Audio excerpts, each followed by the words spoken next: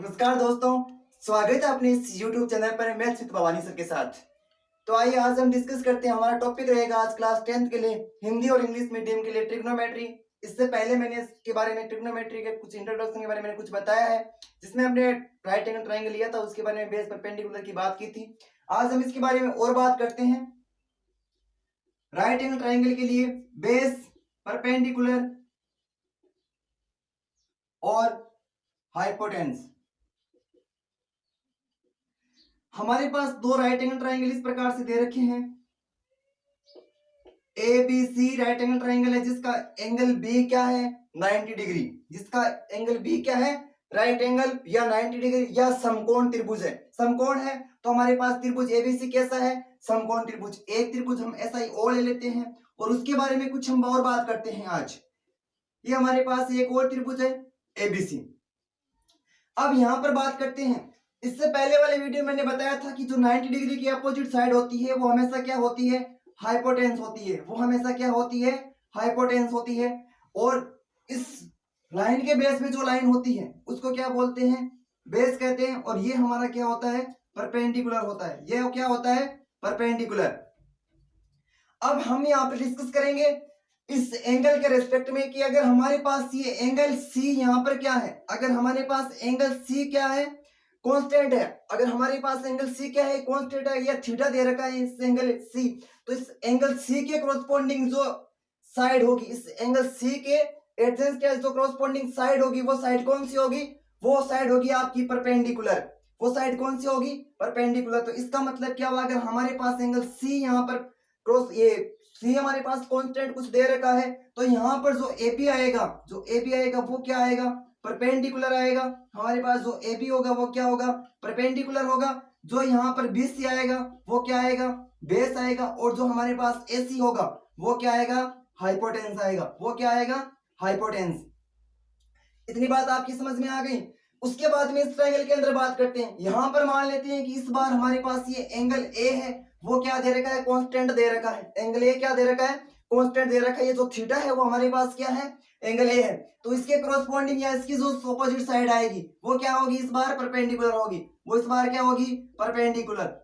ऐसी क्या रहेगा, हाइपोटेन्स। क्यों, क्योंकि जो 90 डिग्री के सामने वाली साइड होती है वो हमेशा ऑलवेज क्या होती है, हाइपोटेन्स होती है। तो यहाँ पर जो एसी रहेगा वो क्या रहेगा, हाइपोटेन्स रहेगा। और जो ए बी बचेगा वो क्या आ जाएगा, बेस आ जाएगा। तो यहां से अपने पास क्या समझ में आया कि अगर हमारे पास एंगल ए इस बार क्या था, कांस्टेंट था, तो यहाँ पर ए बी तो हमारे पास क्या आया, बेस आया। ए बी क्या आया, बेस। और जो बीसी था वो क्या आया, परपेंडिकुलर। बीसी क्या आया, परपेंडिकुलर। हिंदी मीडियम वाले बच्चे, बेस किसको कहते हैं, आधार। परपेंडिकुलर का मतलब लंब और हाइपोटेन्स का मतलब क्या होता है, कर्ण होता है। यहाँ पर एसी क्या था, हाइपोटेन्स। तो इसका मतलब आपके कुछ समझ में आया। यहाँ पर क्या होता है कि ये ट्रिग्नोमेट्री के अंदर अगर मान लो कोई एक एंगल कांस्टेंट होता है तो उसकी कोरस्पोंडिंग साइड ही क्या होती है, परपेंडिकुलर होती है। इसका मतलब ये हुआ कि जो बेस और परपेंडिकुलर है, यहाँ पर देखो ए बी परपेंडिकुलर था और इसमें ए बी क्या है, बेस। तो इसका मतलब ये हुआ कि इस एंगल के कोरस्पोंडिंग क्या होते रहते हैं, बेस और परपेंडिकुलर क्या होते रहते हैं, इंटरचेंज होते रहते हैं। बेस और परपेंडिकुलर इंटरचेंज। अब हम इसमें बात करेंगे ट्रिग्नोमेट्रिक रेशियो के बारे में। किसके बारे में बात करेंगे, ट्रिग्नोमेट्रिक रेशियो।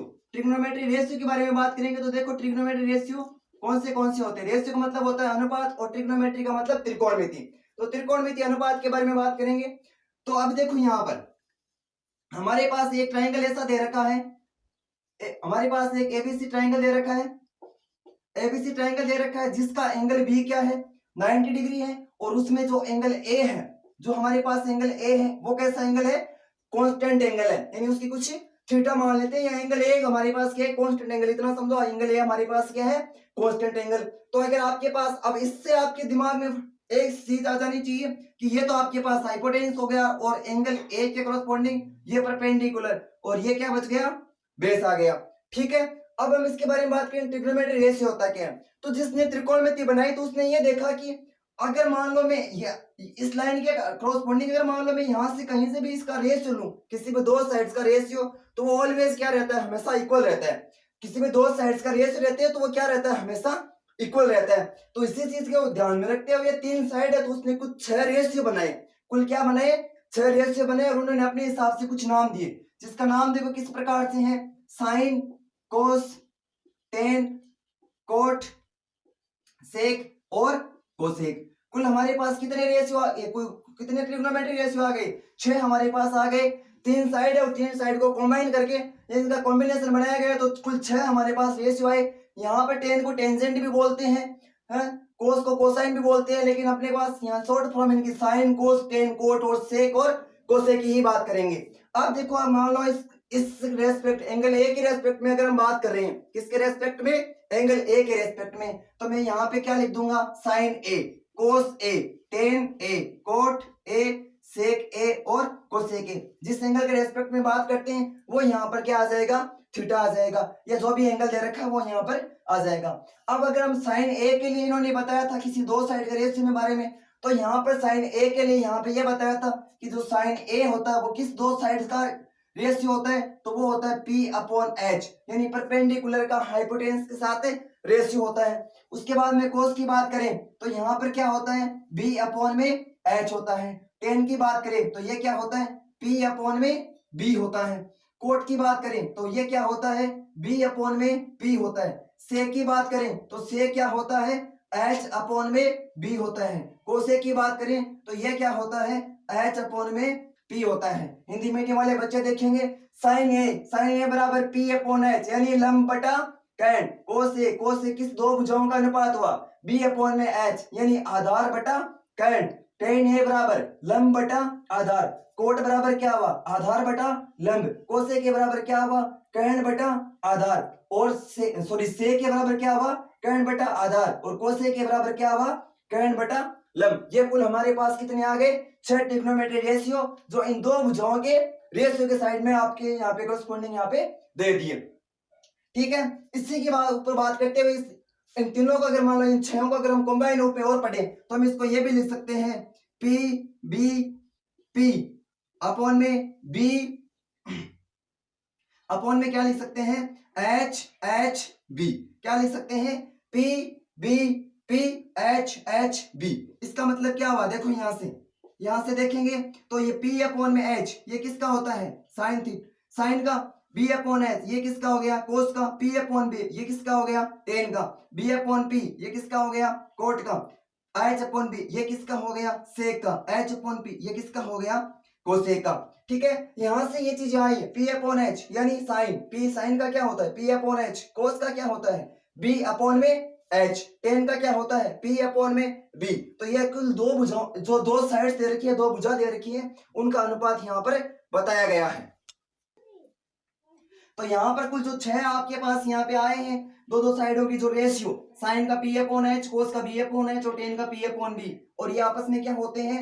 एक दूसरे के कॉरेस्पॉन्डिंग। देखो अब यहाँ पर क्या दे रखा है कि जो साइन होता है, ये मान लो ए के रेस्पेक्ट में बात करें तो साइन ए है वो क्या होता है? 1 अपॉन में कोसेक ए। कैसे? साइन ए का क्या लिखा था हमने यहाँ से? दोस्त किस साइड का कॉरेस्पॉन्डिंग रेशियो होता है? तो ये P अपॉन में H होता है। और कोसेक का क्या होता है? कोसेक ए का देखो, कोसेक ए का क्या होता है? H अपॉन में P। तो इसका मतलब क्या हुआ? इसका मतलब ये हुआ कि साइन किसका ऑपोजिट होता है? कोसेक ए का। तो यहां से एक रिलेशन ये आ गया कि साइन ए बराबर होता है 1 अपॉन में कोसेक ए। उसके बाद में बात करेंगे, उसके बारे में बात करेंगे कोस ए। तो कोस ए बराबर क्या होता है? 1 अपॉन में सेक ए। कैसे? कोस ए का फॉर्मूला क्या होता है? यहाँ से कोस ए किसका रेशियो होता है? किस दो साइड्स का रेशियो होता है? तो ये होता है B अपॉन में H। और सेक ए किसका होता है? सेक ए होता है H अपॉन में B। सेक ए किसका होता है? H अपॉन में B। तो ये कोस और सेक ए आपस में क्या हो गए? एक दूसरे के अपोजिट हो गए। थर्ड अगर हम बात करें टेन की, तो टेन ए बराबर क्या होता है? टेन ये किसका अपोजिट होता है? कोट ए का। इसका मतलब क्या हुआ? इसका मतलब ये हुआ टेन ए का फॉर्मूला क्या होता है? या दो साइड्स का कॉरेस्पॉन्डिंग रेशियो होता है। टेन बराबर होता है P अपॉन B। टेन बराबर क्या होता है? P upon B। और कोट ए बराबर क्या होता है? B अपॉन में P। कोट ए बराबर क्या होता है? B अपॉन में P। तो ये एक दूसरे के क्या होते हैं? अपोजिट होते हैं। ये एक दूसरे के क्या होते हैं? अपोजिट होते हैं। अब देखो इसके बारे में कुछ और हम रिलेशंस पढ़ते हैं। अब एक रिलेशन ऐसा भी बनता है कि sine A into cosec A वो क्या होता है? 1 होता है। Sine A into cosec A क्या होता है? 1। Tan A into cot A, tan A into cot A ये भी क्या होता है? 1। और सेक ए इंटू कोसेक ए ये भी क्या होता है? 1। कैसे? अभी हमने क्या पढ़ा था, साइन किसका अपोजिट होता है, कोसेक का। तो साइन ए, कोसेक को मैं लिख सकता हूँ 1 अपॉन में साइन ए, तो 1 अपॉन में साइन ए, साइन ए से साइन ए क्या हो जाएगा, कैंसिल, क्या आ गया 1। ऐसे टेन ए कोट ए के बारे में, टेन ए कोट ए को क्या लिख सकता हूँ 1 अपॉन में टेन ए, टेन ए से टेन ए कैंसिल हो जाएगा, कितने टाइम, 1 टाइम, तो यहाँ पे 1 आ गया। इसी प्रकार से सेक ए कोसेक ए को क्या लिख सकता हूँ, सेक ए, सॉरी सेक ए कोसेक ए नहीं होता, यहाँ पर ये होता है कोस ए इंटू सेक ए, यहाँ पर क्या होता है कोस ए इंटू सेक ए। तो यहाँ क्या लिख सकता हूं मैं, कोस ए और सेक ए को क्या लिख सकता हूं 1 अपॉन में कोस ए, कोस ए से कोस ए कैंसिल, और यहाँ पर क्या आ जाएगा 1 आ जाएगा, cos A into sec A equals to 1, cos A sec A को क्या लिख सकते हैं 1 अपॉन में कोस ए बराबर आ जाएगा 1। ये कुछ तीन जो आपके पास रिलेशन होते हैं इनके बीच में, ये भी मैंने यहाँ पर बता दिया। इसके बाद में आगे हम और डिस्कस करते हैं कुछ, ठीक है।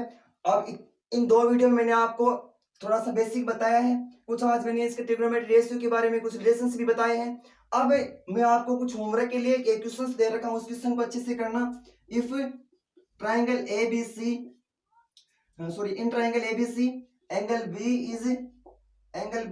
Is right angle and tan A is equals to 3 upon में 4, tan A is equals to 3 upon में 4, then find the value of sin A, cosec A and cot A। यह आपका आज का होमवर्क क्वेश्चन रहेगा, आप इसको कमेंट बॉक्स में इसका आंसर बताइए, ठीक है। मिलते हैं नेक्स्ट वीडियो में, तब तक के लिए टेक केयर, अपना ख्याल रखिए, घर पे रहिए, पढ़ते रहिए आराम से, ठीक है। थैंक यू, लाइक कीजिए, शेयर कीजिए और सब्सक्राइब कीजिए, ठीक है, धन्यवाद।